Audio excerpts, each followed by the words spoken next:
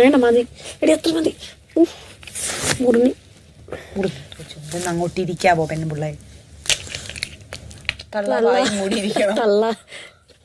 തള്ള ഇപ്പോൾ വാ മൂടിയിരിക്കണം. അതിനൊരു ടോൺ ഉണ്ടടി. തള്ള മിണ്ടാതിരിക്കണം. തള്ള ഇപ്പോൾ ഈ വീട്ടിൽ നിന്ന് ഇറങ്ങിപ്പോണം. തള്ള ഇപ്പൊ മിണ്ടോന്നിരിക്കണം.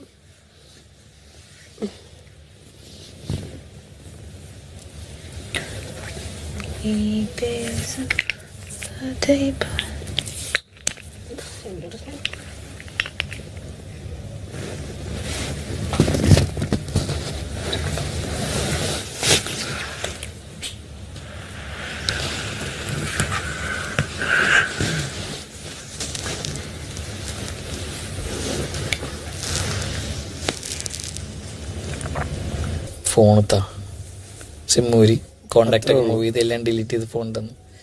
എന്നിട്ട് ഞാൻ പറഞ്ഞു, മോളെ നമ്മളൊന്ന് 3-4 വർഷം നമ്മൾ ഒരുമിച്ചൊരു വീട്ടിൽ താമസിച്ച് നമ്മൾ അടിച്ചു പൊളിച്ച് ഭക്ഷണം കഴിച്ച് നമ്മൾ എൻജോയ് ചെയ്ത് ഞാൻ നിനക്ക് ഡ്രസ്സ് മേടിച്ചെന്ന് I took care of you. പക്ഷെ നീ എൻ്റെ ഇന്ന് കാശായിട്ടൊരു 12 ലക്ഷം രൂപ മേടിച്ചിട്ടുണ്ട്, നിനക്ക് കണക്കറിയാന്ന് വെച്ച്. അപ്പൊ അവളുടെ അച്ഛനൊക്കെ ഇങ്ങനെ കിളി, മോളെ ആ പൈസ നീ എന്ത് ചെയ്തു? അപ്പൊ തന്നെ ഞാനിങ്ങനെ അവളുടെ വീട് നോക്കി. പുതിയ വീട് കെട്ടിക്കൊണ്ടിരുന്നപ്പോ 50 1 പറഞ്ഞ് വാങ്ങിക്കും. ഞാൻ ഇങ്ങനെ നോക്കി വീട് ഇത്ര ഞാൻ കൊടുത്തുള്ളൂ സിഗ്നല്. പല്ല് കാണിക്കുന്നു. മെഡിക്കലിൽ പറഞ്ഞാ ഞാനിങ്ങനെ വീട് നോക്കിട്ടാ മെഡിക്കലിൽ ശരിയാക്കും പറഞ്ഞടി. പറഞ്ഞല്ലോ അല്ലെ? കണ്ടു ടാബ്ലറ്റ് പറഞ്ഞു. മെഡിക്കൽ റൂമിൽ പോയാ വരൂ ടാബ്ലറ്റ്. പല്ല് തന്നെ വന്ന സീന. അത് ഞാനിങ്ങനെ വീട് നോക്കിട്ടാ. വീട് നോക്കിയപ്പോ അവളുടെ അമ്മ അച്ഛനെ, മോളെ എന്ത് നീ പൈസ കൊണ്ട് ചെയ്തേ? അപ്പൊ ഞാൻ അവളുടെ അമ്മയുടെ അടുത്ത് വെച്ച്, ആന്റി 50 1 ആയിട്ട് അവളോണ്ട് തരുമ്പോ ഈ കാശ് എവിടെ നിന്നാണ് കിട്ടുന്നത് നിങ്ങൾ ചോദിച്ചാന്ന് വെച്ചു. അവളെ പറഞ്ഞു അതൊക്കെ വർക്ക് ചെയ്ത് കിട്ടുന്നില്ലേ? ഞാൻ പറഞ്ഞു 3000-4000 ശമ്പളമുള്ള ഇവർക്ക് എവിടെ നിന്നാ 1 ലക്ഷം 2 ലക്ഷം രൂപ കിട്ടുന്നത്? ഞാൻ പറഞ്ഞു അപ്പൊ ഞാൻ പറഞ്ഞു ഈ കാശ് എനിക്ക് ഇപ്പൊ തിരിച്ചിരുന്നു ചോദിച്ചപ്പോ അവള് പറഞ്ഞു ഞാൻ തിരിച്ചു തന്നിരിക്കും, എനിക്ക് 6 മാസം സമയം. അപ്പൊ അവളുടെ അമ്മ പറഞ്ഞു, മോനെ ഞങ്ങളെ കൊണ്ട് തരാൻ പറ്റൂല, ഞങ്ങൾ വേണമെങ്കിൽ തരാം മോനെ വാശിയാണെങ്കിൽ തരണം, പക്ഷെ ഞങ്ങൾക്ക് ഈ വീട് വെക്കേണ്ടി വരും. ഞാൻ വീടൊന്നും വെക്കണ്ട, എനിക്ക് പൈസ വേണ്ട.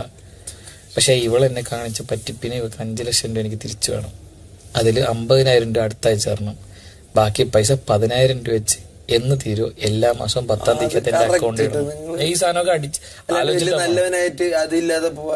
ഞാൻ ഇങ്ങനെ ഇതൊക്കെ ആലോചിച്ചിട്ടാ പോയാ. ഞാൻ അടിച്ച് ഞാൻ പറഞ്ഞു എനിക്ക് പൈസക്ക് വേണ്ടിയിട്ടല്ല, ഇവളെല്ലാ മാസവും എന്നെ ആലോചിക്കണം. അതാ ഞാൻ പറഞ്ഞു, ഇവളെല്ലാ മാസവും എന്നെ ആലോചിക്കണം. 10-ാം തീയതി ആകുമ്പോ ഇവിടെ എന്നെ ആലോചിച്ച് പൈസ തരണം. ചേട്ടായുടെ 12 ലക്ഷം രൂപ വാങ്ങിച്ചില്ല. ഞാൻ മൊബൈലോ അൺലോക്ക് ചെയ്ത് ഓപ്പൺ ചെയ്തെടുത്ത് തറ വെച്ചെടുത്തു. അവളുടെ അമ്മയെടുത്ത് കൂട്ടാൻ പറഞ്ഞു. പൈസ കൂടുതൽ 12-ന് മേളിൽ പോകും, പക്ഷെ അതൊക്കെ വിട്, അത് വേറെ സീൻ. വിഷു കൈ നീട്ടം മറ്റൊന്ന് മറിച്ചതൊക്കെ ഉണ്ട്, അതൊക്കെ വിട്ടേക്കാൻ പറഞ്ഞു. അപ്പൊ അവരുടെ അമ്മ എടുത്ത് ഇങ്ങനെ നോക്കിയിട്ട് തിരിച്ചെന്ന് വെച്ചു. ഇനി നോക്കി കൂടുതലാണെങ്കിൽ തേഞ്ഞാലോ എന്ന് വിചാരിച്ചിട്ട് ഞാൻ ഫോൺ മേടിച്ചിട്ട് ഞാൻ പറഞ്ഞു, ഈ ഫോൺ ഞാൻ നിനക്ക് ഗിഫ്റ്റ് തന്നല്ല, ഇനി ഈ വീട്ടിൽ വേറൊരു ഫോൺ കൂടെ ഉണ്ട്, ഏതാ എന്ന് ഞാൻ ചോദിച്ചു. ഈ വീട്ടിൽ ഞാൻ നിനക്ക് എന്നൊരു ഫോൺ കൂടെ ഉണ്ട്, ഏതാ അതറിയണം. അപ്പൊ അവളിങ്ങനെ അവളുടെ അച്ഛൻ്റെ മുഖത്ത് നോക്കി. ഒപ്പം മൊബൈലിൽ നിന്ന് ഇതിപ്പോ മോൻ എനിക്ക് ഗിഫ്റ്റ് തന്നല്ലേ, അവളെ മോനെന്നാ വിളിക്കുന്നത്. ഞാൻ പറഞ്ഞു എന്റെ ഭാവി അമ്മായച്ചന് ഞാൻ തന്ന ഗിഫ്റ്റാണ്. അപ്പൊ അങ്ങേര് ഫോണിൽ ഞാൻ പറഞ്ഞു ഇത് തിരിച്ചു വേണ്ട, ഇത് ഇരുന്നോട്ടെങ്കിലേ വെച്ചോ. ഞാൻ ഫോണും കൊണ്ട് തിരിച്ചിറങ്ങിയിട്ട് ഞാൻ പറഞ്ഞു ഈ ഫോണ് ഞാൻ മേടിക്കുന്നത് നീ എന്നെ എത്രത്തോളം പറ്റിച്ചെന്നറിയാൻ വേണ്ടിയിട്ടാ, അല്ലാതെ എനിക്ക് ഫോൺ വേണ്ട. നേരെ അവളുടെ പരിപാടിയൊക്കെ എടുത്ത് റിട്രൈവ് ചെയ്ത് അവനുമായിട്ടുള്ള ചാറ്റ് നോക്കി. ഈ ബെഡിൽ കിടന്ന് എന്റെ തൊട്ടടുത്ത് കിടന്നിട്ട് അവന് മെസ്സേജ് അയച്ചിട്ടുണ്ട് അവള്. ഞാൻ ഡേറ്റ് ഒക്കെ നോക്കും. ബിക്കോസ് അവള് അതിങ്ങനെ എടുത്ത് ഇപ്പിടി വെച്ചിട്ടുണ്ടാവും. യൂസ് ലിപ്സ്റ്റിക് ഒന്നുമേ ഇല്ല, പക്ഷെ ഇങ്ങനെ എടുത്ത് വെച്ചതിനാல ഇപ്പടി കൊഞ്ചം സുരുങ്ങി പോയി. അത് പാത്തായിടുச்சு. അല്ല ഞാൻ കടക്കാൻ വേണ്ടി പറഞ്ഞത് ഇനി സുറുങ്കാമ ടിഷ്യൂ വെക്കണം. ആക്ച്വലി എന്റെ ഭാഗത്ത് തെറ്റുണ്ട്. ഞാൻ നിന്നോട് വെള്ളം ചോദിക്കാൻ പാടില്ലായിരുന്നു. അതൊക്കെ റസ്മിൻ കണ്ടോ? ഇപ്പൊ റസ്മിൻ മൈൻഡ് ചെയ്യാറുമല്ലോ ഇല്ല. വെള്ളം മാത്രമല്ലേ നിങ്ങക്ക് മനസ്സിലാവുന്നില്ല. മനസ്സിലായി പെണ്ണുപിള്ളേ, എനിക്കറിയാം എനിക്ക് മടിയുണ്ടെന്നുള്ളത്. പിന്നെ